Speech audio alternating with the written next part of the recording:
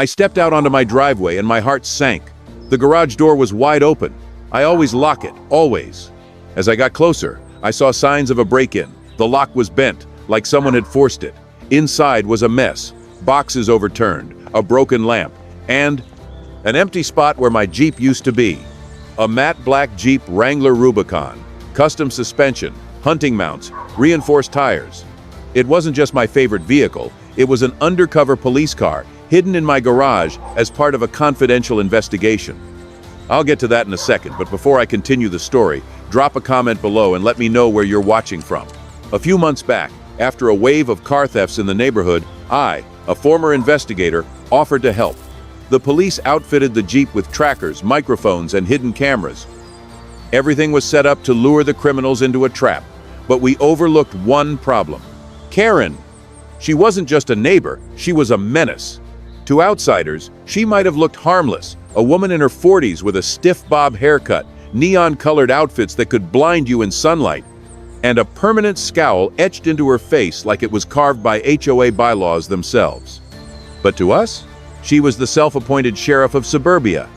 Armed with her ever-present HOA tablet, which she clutched like it was the Constitution, the Ten Commandments, and a restraining order all in one, she patrolled the neighborhood like a disgraced mayor trying to stage a political comeback.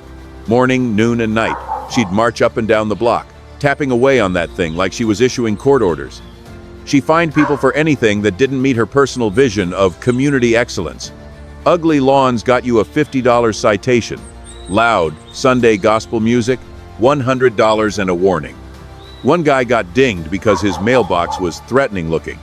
It was literally just painted matte black, but in Karen's mind, it was a symbol of urban decay. No flower bed was safe, no wind chime too small. If your fence leaned an inch, or your recycling bins were visible from the street, you could expect a printed notice by sunrise. She even flagged a kid's lemonade stand once, claimed it was an unlicensed business. The kid was 6. So yeah, Karen didn't just love rules. She was the rules. Or at least, she thought she was. A few weeks ago, she sent me an official notice, saying my Jeep disrupted the aesthetic harmony of the neighborhood. I ignored it.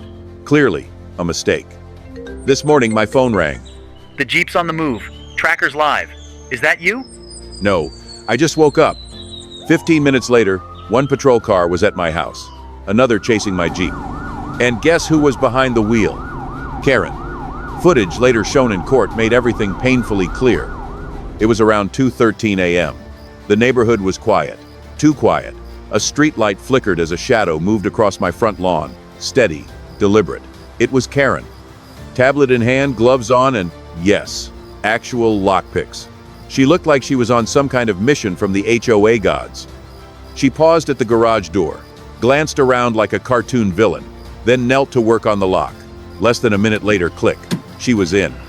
Inside, she flicked on her phone flashlight and scanned the Jeep like she was inspecting garbage left out on the wrong day. She walked around it once, muttered something to herself, then shrugged, like stealing it was a chore she really didn't have time for. With the confidence of someone who thinks the rules don't apply to her, she got behind the wheel and started the engine. She didn't hesitate.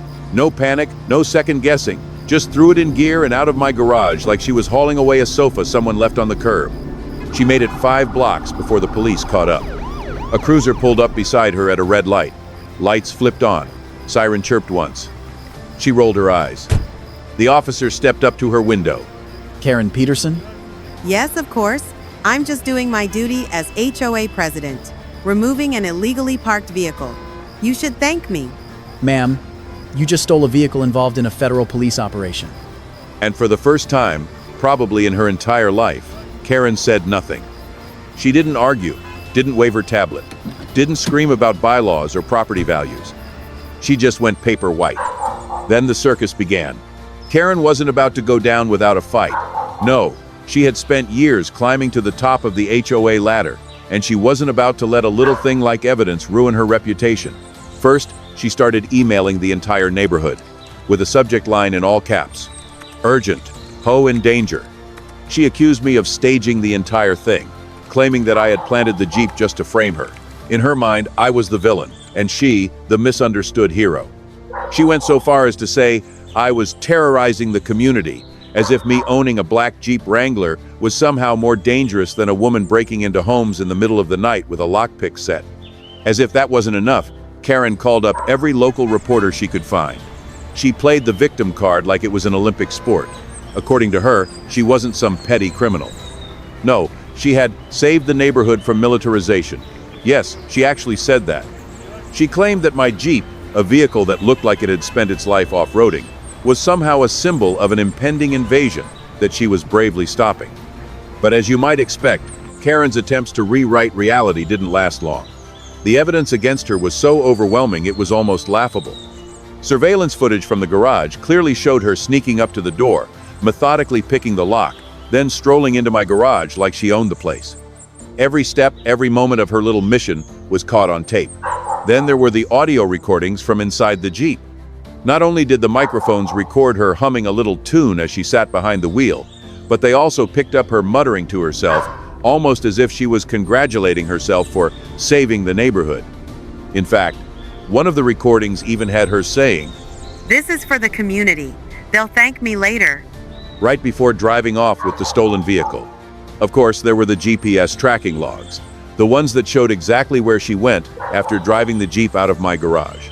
The same logs that led the police straight to her location 5 blocks down the road. And, as if all of that wasn't damning enough, there were the official police reports. The same officers who responded to the scene when she was caught driving the stolen Jeep, part of a federal operation, wrote detailed reports that confirmed everything. They were just as stunned by her audacity as the rest of us. In the face of all this, Karen tried to spin the narrative, but the truth was already written in black and white, and no amount of emails or news interviews could change it.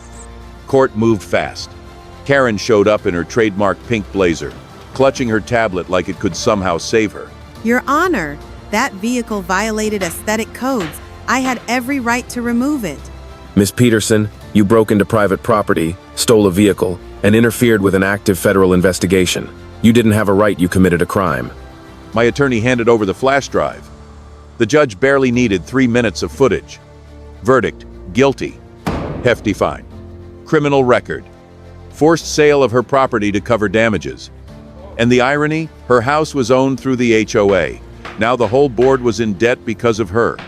The neighborhood sighed in relief. Some neighbors threw a picnic right on her former lawn. Others had a quiet celebration. Someone even hung a sign on my gate. Thanks for your service. We're finally free. And my Jeep? Back where it belongs. This time with extra cameras, just in case Karen decides to rescue the neighborhood again. Don't forget to like this video and subscribe to our channel. It's important to us.